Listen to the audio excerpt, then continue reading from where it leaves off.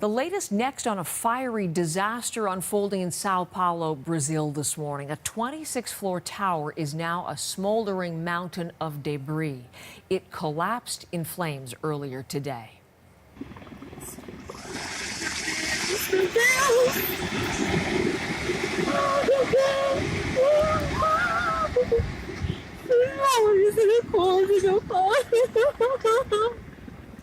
From that video, obviously so upsetting to the woman who filmed it, this is street-level footage, and witnesses say the flames shot to the top of the structure.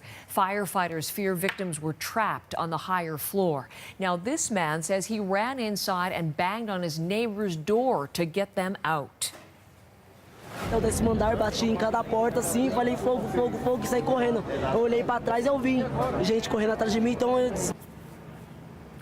New video here now that shows the aftermath. At least one person is dead, 3 at least missing.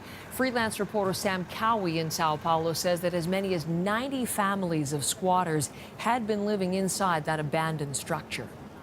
We know that the majority of these families managed to get out by the stairs of this 26th floor building before the flames got too bad. We understand that at least one person is dead, although this still hasn't been officially confirmed.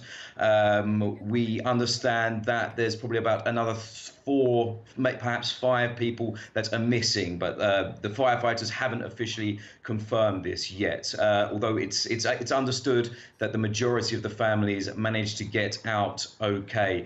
The rescue operation with dogs are being deployed now on the ground to hunt for survivors or indeed the remains of bodies. And also we've seen the entire area has been evacuated and another building has actually caught fire, but that seems to be under control, but extremely damaged also.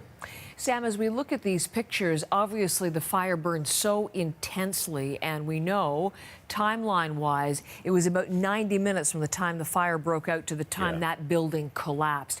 What are they saying that may indicate, and has there been any discussion early on of a cause to this?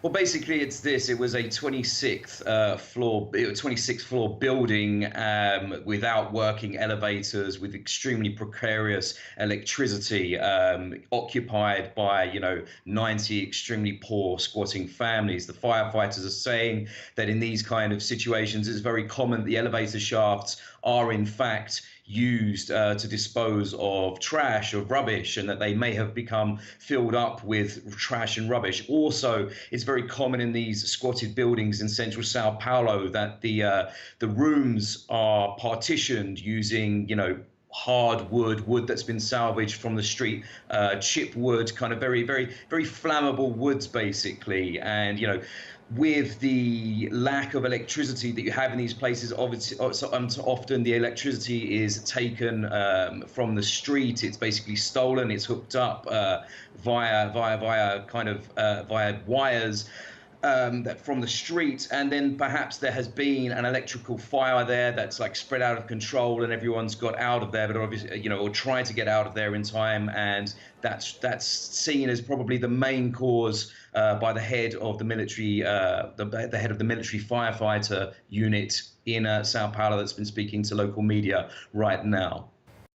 That's freelance reporter Sam Cowie in Sao Paulo this morning. The governor there says the problem of homeless people living in dangerous, abandoned buildings is widespread in Brazil's largest city.